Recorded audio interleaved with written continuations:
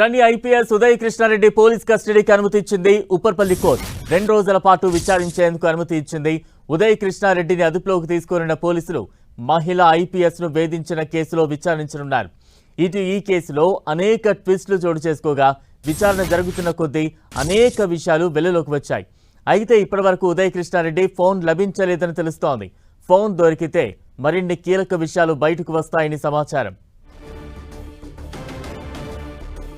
ఇక తాజా అప్డేట్స్ అందించేందుకు ప్రతినిధి కిరణ్ సిద్ధంగా ఉన్నారు. కిరణ్,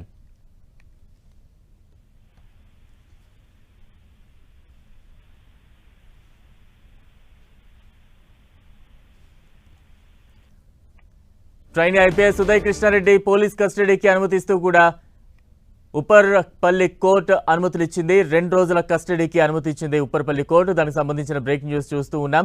మహిళా ఐపీఎస్ ను వేధించిన కేసులో పోలీసులు విచారించనున్నారు. Trainee IPS Uday Krishna Reddy police కస్టడీకి అనుమతులిస్తూ ఉప్పర్పల్లి కోర్టు తీర్పునిచ్చింది. 2 రోజుల పాటు విచారించేందుకు అనుమతులిచ్చింది. ఉదయ్ కృష్ణారెడ్డిని అదుపులోకి తీసుకోనున్న పోలీసులు మహిళా ఐపీఎస్ ను వేధించిన కేసులో విచారించనున్నారు.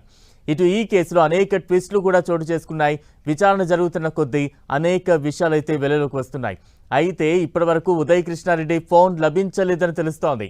ఫోన్ దొరికితే మాత్రం మరిన్ని కీలక విషయాలు బయటకు వస్తాయని సమాచారం.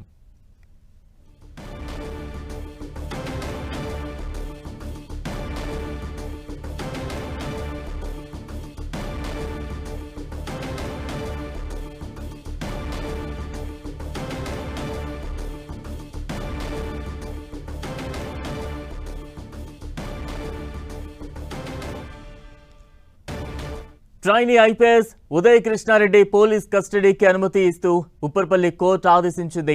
2 రోజుల పాటు విచారించేందుకు అనుమతినిచ్చింది.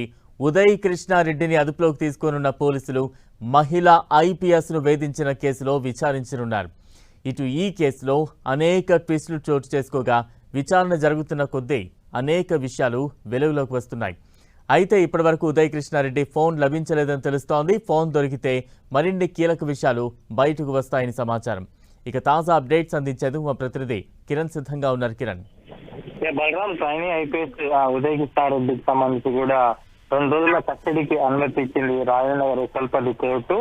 ఇప్పటికే 6 రోజుల కస్టడీ పిటిషన్ సంబంధించి కూడా కొద్ది రోజుల క్రితం పిటిషన్ దాఖలు చేస్తే అతన్ని విచారించేందుకు కోర్టు మాత్రం 2 రోజుల సమయం ఇచ్చినట్లుగా చెప్తారు. ప్రస్తుతానికి అయితే 14 రోజుల రిమాండ్ లో ఉన్నారు. కేవలం బాధిత మహిళ ఇచ్చిన ఫిర్యాదు కాకుండా కూడా గతంలో 2 మహిళలతో ఇతడు ప్రేమాయణం సాగించినట్టుగా ఇప్పటికీ పోలీసులు కొన్ని ఆధారాలు గుర్తించారు. అతడి అశోక్ నగర్ నివాసంలో కూడా ప్రేమ లేఖలు ఇప్పటికే పోలీసులు ఐడెంటిఫై చేసిన నేపథ్యంలో కూడా అతడి వ్యక్తిగత ఫోన్ ఇంకా దొరకలేదు. దానికి సంబంధించి కూడా విచారణ చేయాల్సిన అవసరం ఉంది. కాబట్టి ఈ 2 రోజుల విచారణలో భాగంగా ఇటు అత్తాపూర్ పోలీసులు కూడా దీన్ని అనేక కోణాల్లో విచారించే అవకాశం అయితే కనిపిస్తుంది. ప్రస్తుతానికైతే 2 రోజుల కస్టడీకి అనుమతి ఇచ్చినట్టుగా చెప్పుకోవాలి. కిరణ్, అంటే ఎటువంటి అంశాలు ఉదయ్ కృష్ణారెడ్డి నుంచి రాబట్టే అవకాశాలు ఉన్నాయి? ఇప్పటికే విచారణలో భాగంగా అతని నివాసానికి చేరుకున్నారు. అక్కడ కొన్ని ఆధారాలు కూడా సేకరించారు. ఇవన్నీ కూడా అతను ముందు పెట్టి విచారించే అవకాశాలు ఉంటాయా?